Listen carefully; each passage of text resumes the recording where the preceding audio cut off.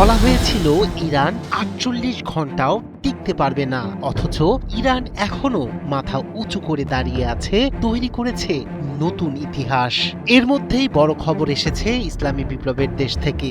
খোদ গোপন মার্কিন গোয়েন্দা প্রতিবেদনে উঠে এসেছে চাঞ্চল্যকর তথ্য। ইরানের ৯০% ভূগর্ভস্থ ক্ষেপণাস্ত্র ঘাঁটি এখনো সচল। হরমুজ প্রণালী সংলগ্ন কৌশলগত ঘাঁটিগুলো আবারও সক্রিয় হয়ে উঠেছে। শুধু তাই নয়, পাল্টা হামলায় বড় ক্ষতির মুখে পড়েছে মার্কিন বিমান বাহিনী। তাহলে প্রশ্ন উঠেছে, যুদ্ধের পর কি আরো ভয়ঙ্কর ও অপ্রতিরোধ্য হয়ে উঠেছে ইরান?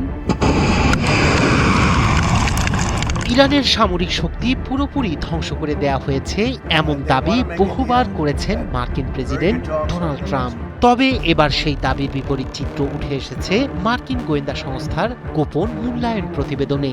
ওই গোয়েন্দা প্রতিবেদনে বলা হয়েছে, কৌশলগতভাবে অত্যন্ত গুরুত্বপূর্ণ হরমুজ প্রণালীর আশপাশে থাকা ইরানের ৩৩টি ক্ষেপণাস্ত্র ঘাঁটির মধ্যে ৩০টি এখন কার্যকর অবস্থায় রয়েছে। এছাড়া যুদ্ধ শুরুর আগে থাকা ক্ষেপণাস্ত্র মজুদ এবং মোবাইল লঞ্চারের প্রায় ৭০% এখনো ইরানের নিয়ন্ত্রণে রয়েছে।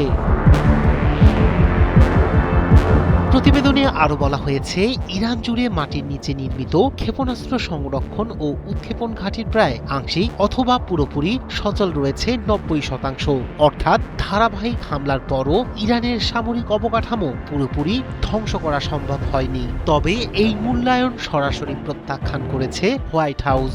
মুখপাত্র অলিভিয়া ওয়েলসের দাবি, যারা মনে করছেন ইরান আবারও সামরিক শক্তি ফিরে পেয়েছে, তারা বিভ্রান্ত কিংবা ইরানের ইসলামিক রেভলিউশনারি গার্ড কর্পসের পক্ষে কথা বলছেন।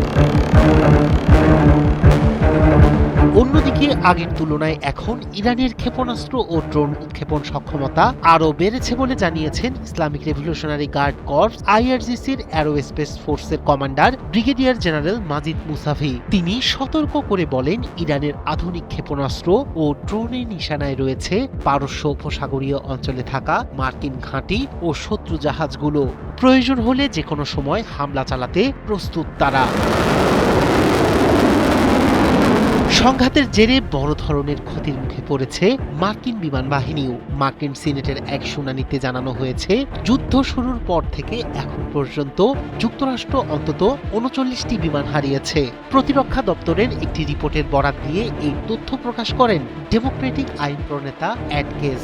প্রতিবেদন অনুযায়ী ইরানের সঙ্গে সংঘাত চলাকালে যুক্তরাষ্ট্র প্রায় ১৩,০০০ ফ্লাইট পরিচালনা করে। এর মধ্যে ৩৯টি বিমান পুরোপুরি ধ্বংস হয়েছে এবং আরও 10টি বিমান ক্ষতিগ্রস্ত হয়েছে। ক্ষতিগ্রস্ত বিমানের তালিকায় রয়েছে অত্যাধুনিক F-35A লাইটেনিং II যুদ্ধ বিমান এবং একটি বোয়িং E-3 সেন্ট্রি নজরদারি বিমান। রায়হান কবির শুভ্র, ৭১।